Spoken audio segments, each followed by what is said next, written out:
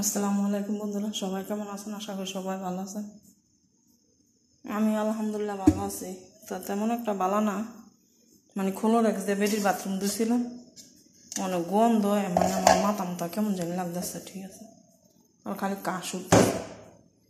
আর এমন তো মানে আমার ভাতের পানি লয়ে লইছি, আর হ্যাঁ লাগে যে মুরগি চাল রসুন দিয়ে লইছি, চাল দিয়ে লইছি, এই তো পেঁয়াজ কুচাই লইছি, আর হ্যাঁ শুটকি আর রসুন দিয়া লইছে, আর এই তো শুকনা মরিচ। আসলে মানুষের মানে বিভাগ বুদ্ধি আজকাল কই গেছে। আমি দেশে যাই কি শুটকি খাইতে পারতাম না? মানে হ্যাঁ আমার লাগে শুটকি আনাইছে, শুটকির ভর্তা বানাই আমি খেয়ে যাইতাম।